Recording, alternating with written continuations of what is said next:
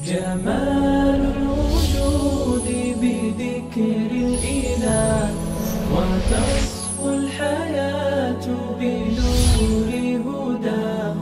جمال الوجود بذكر الإله وتصفو الحياة بنور هداه. بسم اللہ الرحمن الرحیم.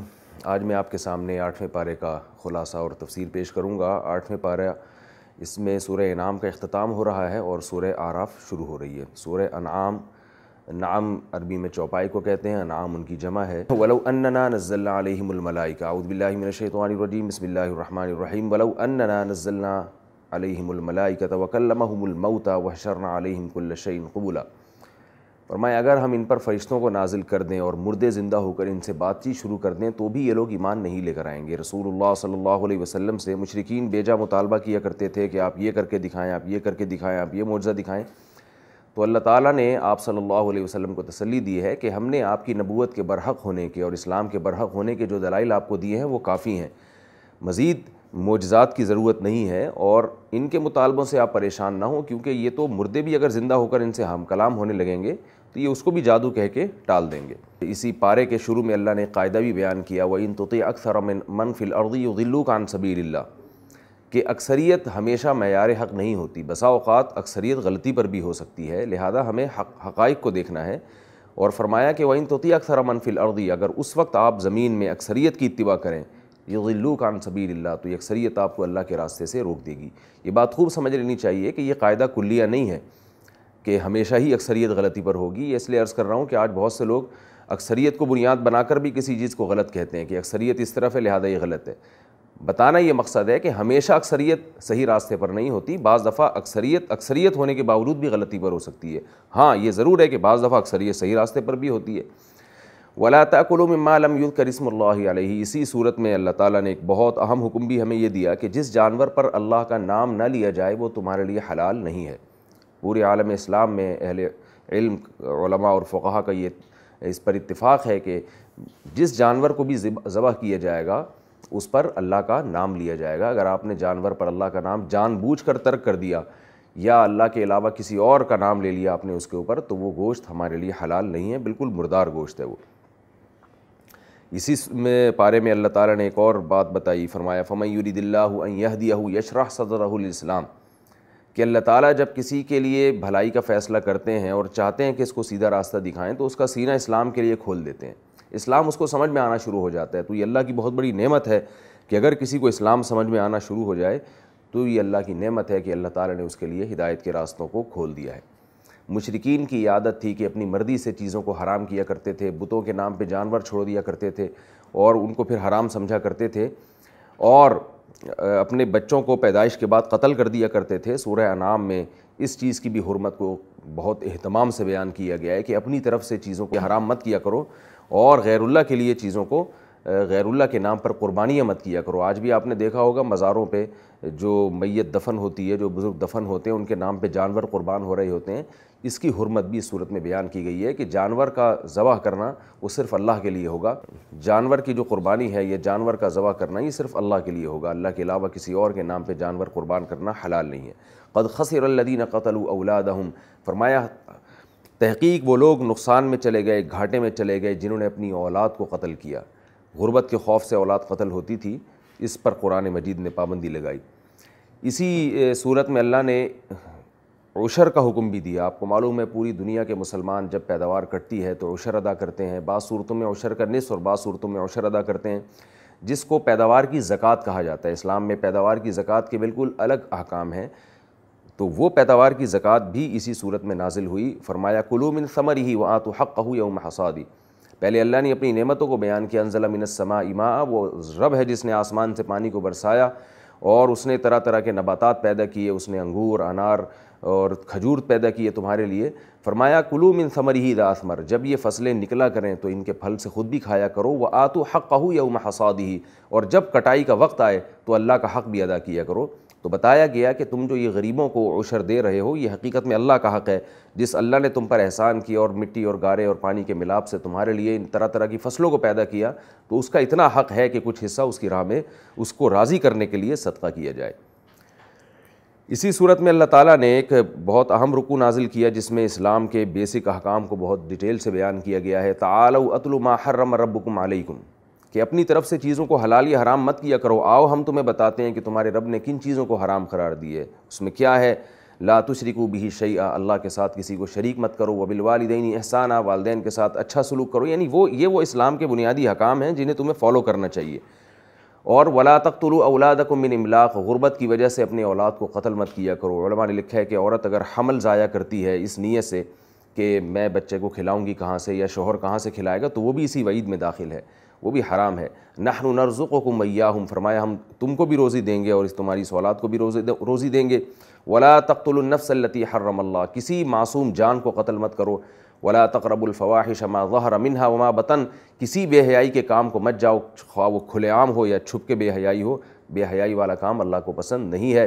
اور ولا تقربوا مال الیتیم، اگر باپ کا انتقال ہو جائے کرے تو تمہارے چھوٹے بہن بھائی یا بھتیجے یا بھانجے جو بالکل یتیم ہو اور چھوٹے ہوں تو ان کا مال مت کھاؤ۔ جیسے آپ دیکھیں نا کہ رشتہ دار یتیموں کا مال کھا جایا کرتے ہیں، اللہ نے فرمایا کہ یتیم کے مال کی حفاظت کرو، اس کے قریب بھی مت پھٹکو، اس کے پورا مال محفوظ کر کے جب وہ سمجھدار ہو جائے تو اس کا مال اس کے حوالے کر دو۔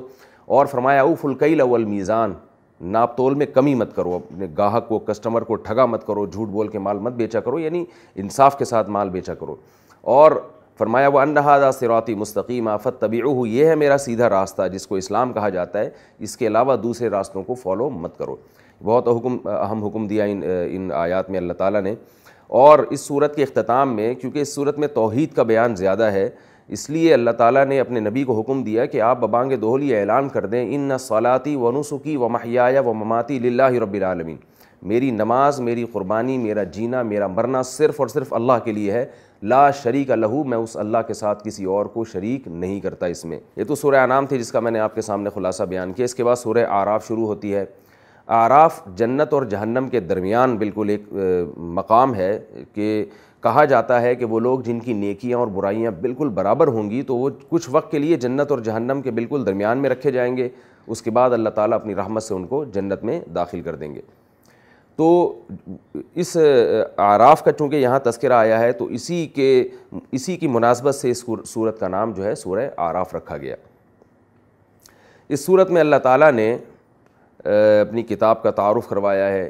کتاب انزل الیک، یہ اللہ کی طرف سے نازل کردہ کتاب ہے، لہذا اے نبی صلی اللہ علیہ وسلم فلا یکن فی صدرک حرج منہ، آپ ان لوگوں کی باتوں سے پریشان نہ ہوا کریں۔ اللہ نے آپ پر بہت بڑی نعمت کی ہے جو آسمان سے اپنے لیے آپ کے لیے کتاب کو نازل کیا۔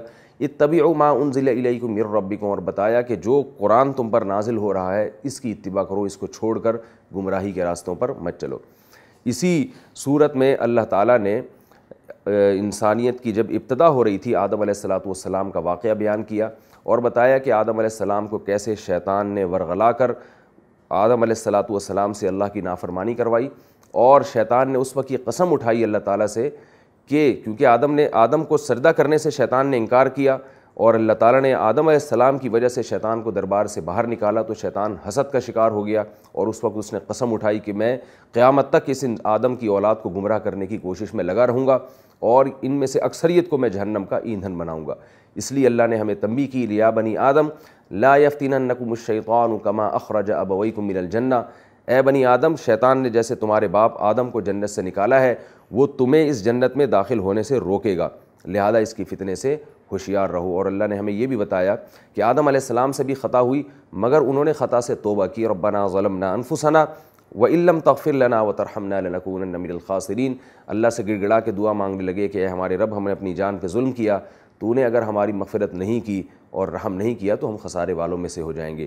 اس کے برعکس شیطان جو تھا وہ اپنی غلطی پر اڑا رہا، تو بتایا کہ شیطان کا طریقہ کیا ہے، غلطی پر اڑ جانا، اور آدم اور اس کی اولاد کا طریقہ یہ ہونا چاہیے کہ اگر کبھی غلطی ہو جائے تو توبہ کر کے اللہ تعالیٰ سے معافی مانگو۔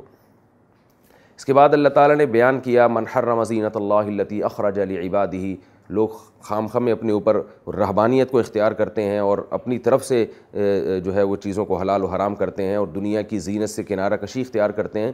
فرمایا من حرم زینت اللہ، کون ہے جس نے اللہ کی زینت کو حرام قرار دیا؟ وہ زینت جو اللہ نے اپنے بندوں کے لیے پیدا کی ہے۔ پھر اللہ تعالیٰ نے جو اہل اعراف کے مکالمے کو ذکر کیا کہ کس طرح اللہ جنتیوں اور جہنمیوں کا آپس میں مکالمہ کروائیں گے. جنتی جہنمیوں سے کہیں گے کہ ہم سے جو ہمارے رب نے وعدہ کیا تھا ہم نے اس کو پورا پایا ہے. اللہ نے ہم سے جنت کا وعدہ کیا تھا, ہم نے اس کو پورا پایا. کیا اللہ نے تم سے جو جہنم کا وعدہ کیا تھا تم نے بھی اس وعدے کو پورا پایا؟ وہ کہیں گے ہاں ہم نے بھی اس وعدے کو پورا پایا. اور پھر وہ اہل جنت سے پانی مانگیں گے اور رزق مانگیں گے تو اہل جنت ان کو کہیں گے کہ ان اللہ حرمہما علی الکافرین, اللہ نے آخرت کا انکار کرنے والوں پر ان جنت کی نعمتوں کو حرام کر دیا ہے. یہ وہ لوگ تھے جنہوں نے اپنے دین کو کھیل تماشا بنا لیا. الیوم ننساہم کما نسوا لقاء یومہم ھذا, اللہ فرماتے ہیں کہ ہم ان کو بھول جائیں گے جیسے یہ آخرت کے دن کو بھول گئے تھے.